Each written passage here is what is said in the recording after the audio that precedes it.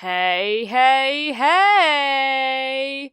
Welcome to my cozy corner of the internet. This is Nephilim VA bringing you the 31st chapter of Inheritance, written by A's for Amy 71 on AO3. Where we last left off, the top 10 competitors were announced and the last event was unveiled. Will Flag Tag be the path to victory for Midoriya? Will Bakugo prove his worth and get back on the hero course? Or will another worthy competitor seize the day and win the sports festival? We will find out in due time, but first, the trigger warnings. This fanfiction is for mature audiences with canon-typical violence and a trigger warning for major character death. If that isn't your style, then I recommend Shades of Green, which is written by Mabius Friendly on AO3. It can be found on my channel.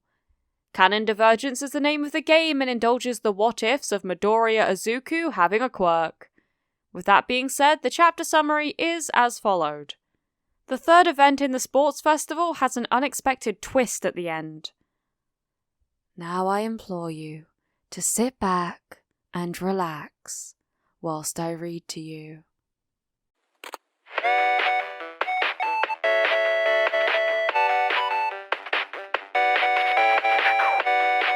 Chapter 31.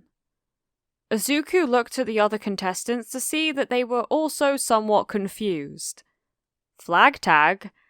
That was a game they used to play in PE in primary school, where you pulled other kids' flags from a belt, and then if you got yours pulled, you had to do 5 jumping jacks to get back in the game. There was no winner or loser, really. I'll explain, Midnight announced. She pulled a belt from a box at her feet that had 3 flags attached to it by Velcro. Each flag was about 45 centimeters long, and the belt and its flags were a bright neon orange. Each player will wear one of these with all flags visible and accessible at all times. Each player will have different colored or patterned flags. The first player to get one each of all 10 different flags will take first place, then the second, and then the third. Gameplay does not stop until there are 3 winners. A winner will immediately leave the ring once recognized by the judge. Anyone who steps outside of the ring for any other reason is automatically out.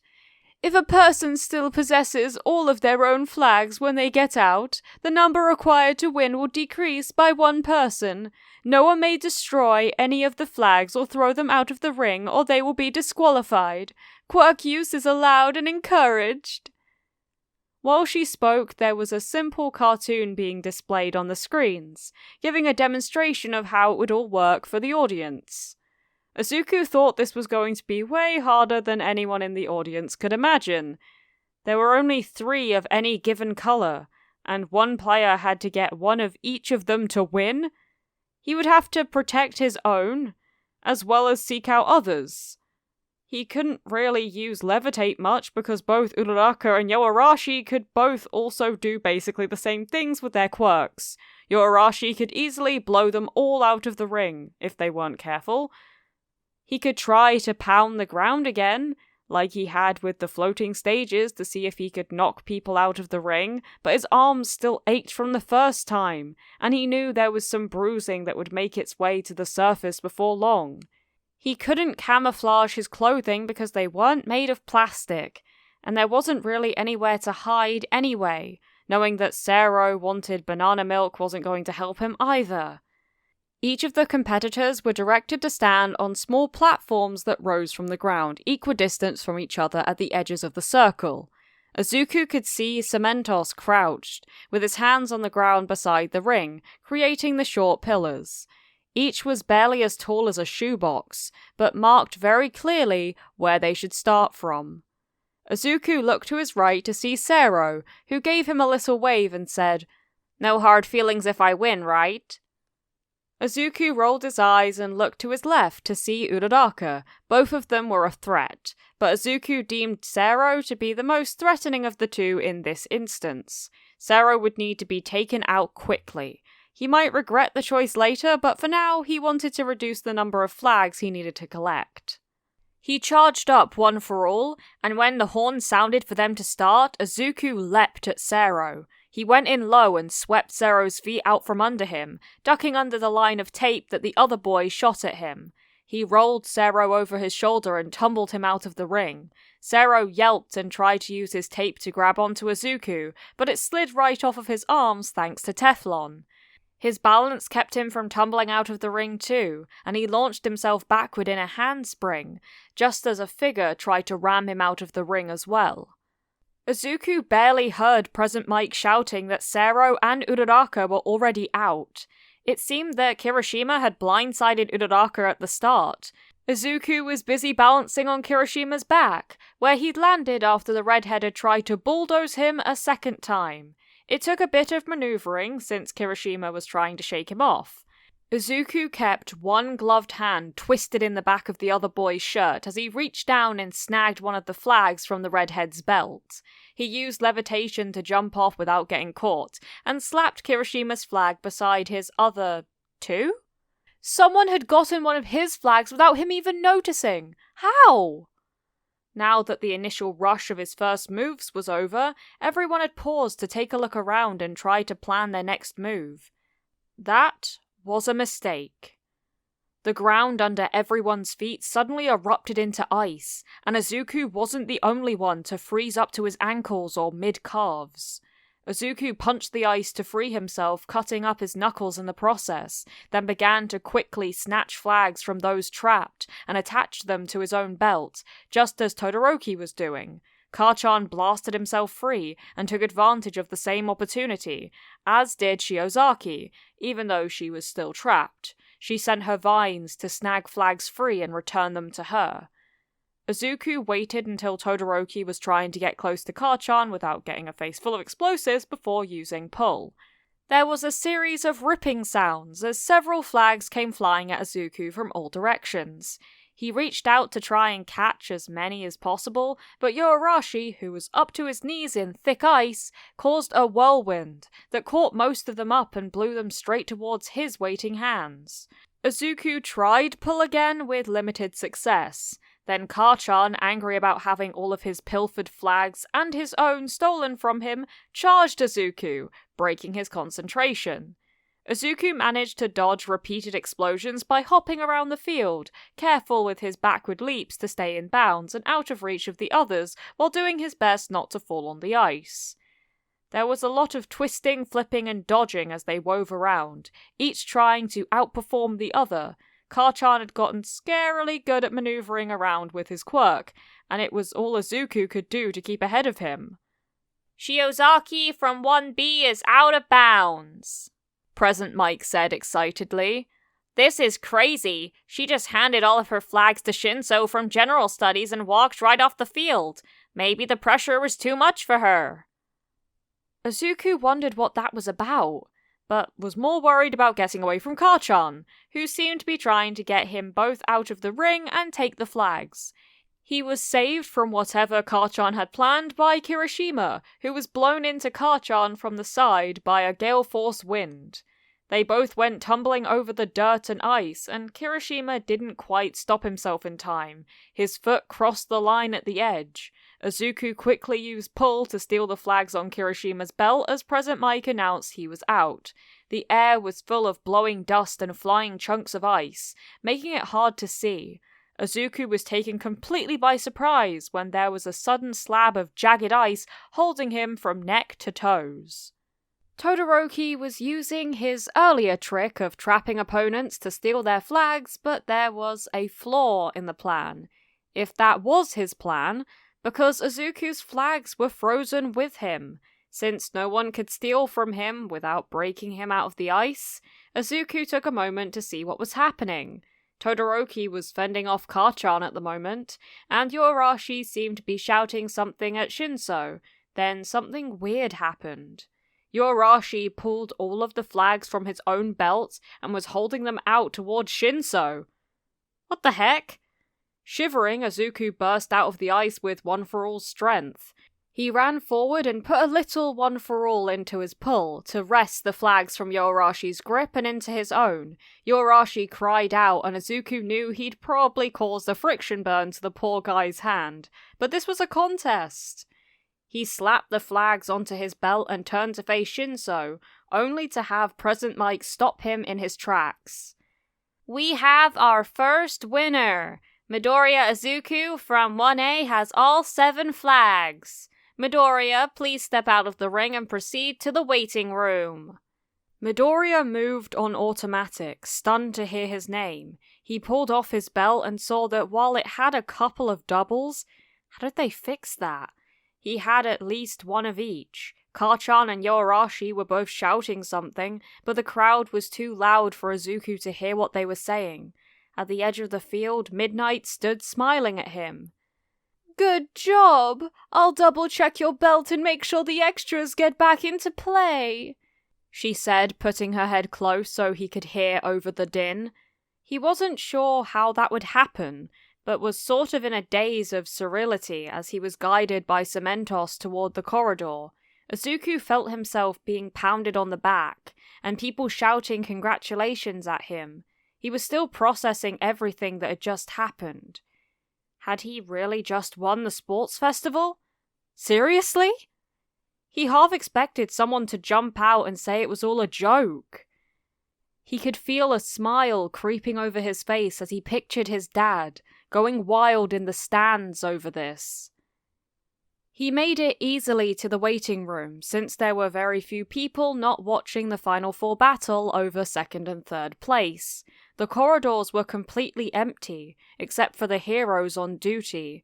Their eyes were on the screens though, caught up in the excitement themselves. He opened the door, surprised to find that it was pitch black inside.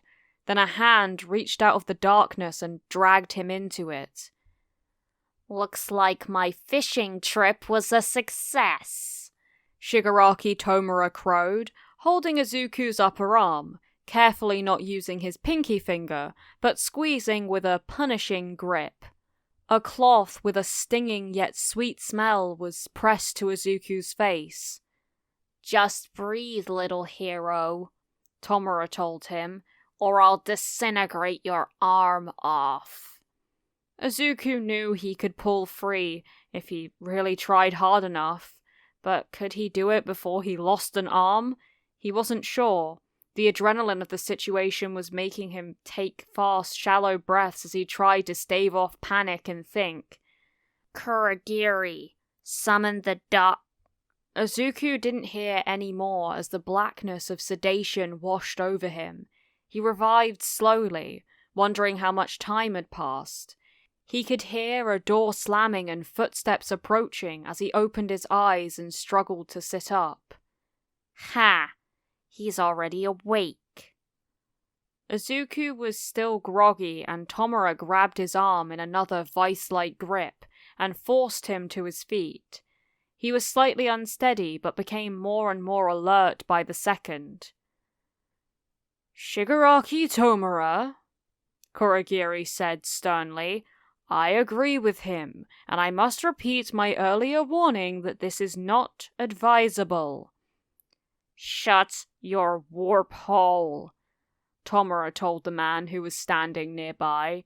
"I'm sick of the old man going on and on about this brat." Izuku had turned transparent, but neither of the villains seemed to notice or care. They simply continued to argue back and forth until finally Izuku realized that they were talking about him. He heard a door open nearby and some sort of strange, high-pitched noise blaring. The door slammed and the noise muted to nothing again. "What's so great about him? So he has a bunch of quirks, so what? So the sensei, he doesn't need this NPC." He shook Izuku as he said it, sounding a bit crazed. This did not seem like something the villains had exactly planned out. Izuku's teeth rattled as his head bobbled, but he stayed as still as possible, knowing that Tomura's quirk was quite deadly. He was working to puzzle out what was going on. How long had he been out? There was a sound of static then, and a flickering light in the dimly lit room. "Tomura, what have you done?" came a low voice through a fuzzy television screen near the bar. The voice was vaguely familiar, and behind it the high-pitched noise returned, only through the screen instead of the open door. Izuku began to breathe again, simply because his lungs were screaming for oxygen. He looked around to see if Dr. Tsubasa was also nearby, but all he saw was the run-down bar, with a few tables and chairs and stools lined up in front of the serving counter. "I brought you a present, Sensei. Midoriya Izuku, since he's all you seem to talk about lately. I knew you'd be so glad to have him here. Why not give him a few more quirks even though I only have one?" Tomura raged. "I'll bring him down to you and you never have to—" "No!" The television voice was harsh, sounding labored, and it triggered something inside of Izuku. It was All For One. He was alive. He hadn't died facing All Might. He was... Where was he? Shigaraki had just said down. What did that mean? Was this bar on an upper floor? Or was it more a general term, like downtown? Izuku's heart began to thunder and his whole body began to tremble with something indefinable that made him feel like he was going to explode. Fear? Yes. Confusion? Yes. And so much rage. "But first," Tomura was rasping, "I'll make him pay a bit for what All Might did to you. You can't really need all of him, can you?" "Tomura, get that boy out of here!" All For One was ordering, commanding. Desperate? "You're not using your head. Think about what..." "Why? All you do is talk about what a great asset he is, and how fortunate it is that you found him. Let's see how he handles this quirk. Oh, so impressive. If only he was more malleable. Well, now he's here," Tomura said in a mocking sing-song tone. "Isn't it wonderful? He has it. You said for yourself that All Might gave it to him. Take it back. Then you can give it to me." "You fool. Kurogiri, remove that boy at once." All For One grated out, sounding hoarse and out of breath. "No!" Tomura shouted, gripping Izuku's arm tighter. "Not fair! Not fair! Not fair!" Izuku felt warm all over, and the green sparks of One For All began to web over his skin. There was suddenly a burning pain where Tomura was gripping him, so Izuku jerked away and punched Tomura once, twice in the face with lightning speed before using his free arm to slam into Tomura's forearm to knock it away. There was a loud snap, and Tomura's arm was broken and hanging at an unnatural angle. Izuku jumped back from the man who had been gripping his arm, seeing that his own was dripping blood everywhere from Shigaraki's quirk. There was shouting from Kurogiri, and possibly All For One, and screaming from Tomura, but Izuku couldn't focus because the pain in his arm and the pressure building inside of him were reaching a crescendo. Just as Izuku thought he might lose consciousness, there was an explosion that radiated from inside of him that seemed to throw out tendrils of blackness like shrapnel. It blew Tomura and Kurogiri back across the grimy floor. Tables and chairs splintered and tumbled back into the walls. The television fell from the cabinet it had been sitting on and the screen went blank. The door of the place splintered and blew outward, leaving an exit that Izuku needed to take, but was too stunned to. "Get out!" Kurogiri said. "Go!" A warp gate opened in the floor, and Izuku didn't even question where it would take him. He simply jumped into it and let himself fall. Almost anywhere would be better than here. He'd figure out what he would do if he ended up somewhere awful once he got away from this awful place. He wasn't sure what he'd been expecting from the experience. Maybe a short time in the void of space between here and there. Instead, he fell through a curtain of blackness into the brightness of sunlight. The landing could have been worse, all things considered. Izuku dropped into the grass where the warp gate opened, about a meter above the ground. The tear in the air vanished as soon as Izuku was expelled from it, and left him gasping on the ground, clutching his wound which stung intensely like a burn. There was a scream from nearby, and then pandemonium broke out as Izuku was surrounded on all sides by people. "Where have you been?" Was that Arshido shouting at him? "He's hurt. Get recovery girl." That sounded like Kirishima, but his eyes were still adjusting to the brightness. Was he really back at UA? How long was I gone? Izuku asked, blinking repeatedly and getting to his feet with the help of many gentle hands helping lift him off the ground.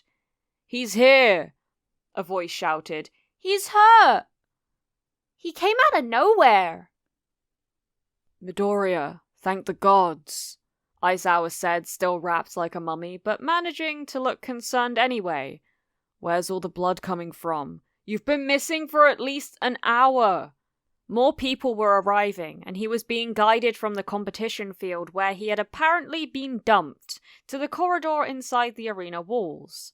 Pounding footsteps had Izuku turning to look behind him, and he saw his father and Sir running towards them, their eyes full of relief and worry. "Zoo!" his father shouted, actual flames flying from his nose and mouth in spurts. "What happened?" "Kurogiri," Izuku ground out over the pain. That set off a burst of conversation, shouted orders and telephone and radio calls from the adults around them, while the other students looked confused and scared. "Kurogiri? Isn't that the creepy guy from the USJ?" one of the kids asked. "How did you escape?" Sir asked him, briskly stepping forward and lifting Izuku firmly into his arms as if he weighed nothing. He began to stride purposefully through the corridor toward the exit, with Aizawa in the lead growling at people to quit gawking and move out of the way. His classmates were trailing behind, all looking worried and baffled. "I didn't," he told Sir, knowing everyone was listening, despite the chaos around them. "Kurogiri opened a warp gate thing for me and told me to get out of there." Sir looked at him sharply, and his father looked bewildered. "He aided your escape?" Sir asked. "The most important thing is to get that arm tended," Aizawa told him. He pulled the door to the school open with bandaged hands and held it with his back so Sir could carry Izuku through and his father could pass. Then he blocked the door with his body. "The rest of you should go home for now." Izuku heard him and the other students' immediate protest as he was taken down the hallway to Recovery Girl's office, probably leaving a trail of blood in their wake. He tried to not wince too much as every stride caused a jolt of pain. She urged Sir to put him on a waiting bed, and Izuku gaped at the amount of blood covering Sir's suit once he'd done so. He realized that Sir had been using his own body to keep pressure on the wound, while he carried Izuku inside. "What happened?" Recovery Girl demanded as she pressed a clean towel to Izuku's arm and quickly bound it in place. "I got touched by a guy with a disintegration quirk," Izuku said when she gave him a shot of something that eased the pain almost immediately. Izuku's father was literally breathing fire at this point, gripping his son's other hand so tightly Izuku thought the bones might crack. He looked at his dad with the best smile he could muster. His voice was still shaky as he tried to reassure him, knowing that the worst part still needed to be revealed. "It's okay now." "It's not," his dad denied, shaking his head, but managing to bank the flames down to puffs of smoke. "How did it happen? How could it?" "When I opened the door to the waiting room after I got the flags, there was a warp gate waiting on the other side. I thought the room was just really dark, but then a hand grabbed me and dragged me in. By the time I realized it was too late." "Where were you taken?" Sir asked. "I'm not sure," Izuku answered, trying to picture the place in his mind. A bar of some kind. It looked old and dirty. There weren't any windows, and there wasn't anything on the walls. No pictures or posters or anything. The door flew open then, and All Might in his true form burst into the room, looking frantic until he spotted Izuku. Sir, his dad, Aizawa, and Recovery Girl all turned to see who had come in. Aizawa's capture weapon had started to float in the air, but fell back to his shoulders when he recognized the newcomer. Detective Sukauchi entered a couple moments later at a more sedate pace, also looking relieved to see Izuku. He shut the door behind them. Let me get the boy settled before you start pestering him. Part of his arm is just gone, Recovery Girl said brusquely. Then I'll heal him as much as I can, but he's going to be asleep almost immediately after, for a good long while. Izuku tried not to focus on the as much as I can part of that as she hooked him to an IV drip to hydrate him, and added a hefty dose of B vitamins to it to help him start generating more blood cells or something. She explained it all as she handed him a bottle of orange juice and told him to try drinking it while she cleaned him up a bit. The blood mostly just wiped off of his skin easily, but that meant that it went everywhere else instead. She cut off his jacket and undershirt so it wouldn't disturb his arm, before telling the men in the room to ask their questions quickly. I'm giving you 10 minutes, she said sternly, turning away to type on her computer. Tell us what you can, Izuku, Sir prompted. Izuku did. He relayed as much of the scene in his mind as possible, and told them everything he remembered. Sir and All Might both looked extremely shaken by the realization that All for One was still alive, and his father began spitting flames again. Aizawa was silent, simply observing everything going on, as if he was a fly on the wall. The fact that there is such urgency to get Izuku away says that All for One was very nearby, and that he is in very bad health, Sir surmised. Do you have your phone, Midoriya? He didn't. He patted his pockets, but they were empty. They must have taken it. Excellent, Sir said. We can track it, even if it's not turned on. Your time is up, Recovery Girl announced, shooing the heroes and the detective out of the way. She didn't wait to see if anyone had any protest and stepped forward and kissed Izuku's shoulder. A wave of tingles traveled up and down his arm. But it wasn't unpleasant. The sleepiness was actually welcome, as exhausted as Izuku was from such a long, exciting day. I'll be right here, his dad told him as he started to drift. Rest well, young Midoriya, he heard All Might say, feeling a soft ruffle of his hair. Then his eyes were too heavy to hold open anymore, and he allowed himself to be swallowed by the embrace of healing sleep. Thank you so much for watching this video. I appreciate all the support you've given me. I believe that villains should leave poor Izuku alone. Like, come on! Let the guy enjoy the sports festival! He won! Isn't that awesome? But then again, Shigaraki was acting like a brat. But perhaps he wanted to kill off All for One. Who knows? Are you beginning to feel festive as the holidays draw near? I'm excited to celebrate the holidays, but that doesn't make them any less stressful. But I hope that you are all able to take a break and rest well during these times. All credits go to the original creator of this fanfiction. A is for Amy71 on AO3. I would highly appreciate it if you gave this video a like and you subscribe to the channel and you hit the notification bell to be notified of when I next upload. There is no pressure to do so though. Thank you for visiting my cozy corner of the internet. Keep growing my sunflowers. Mwah.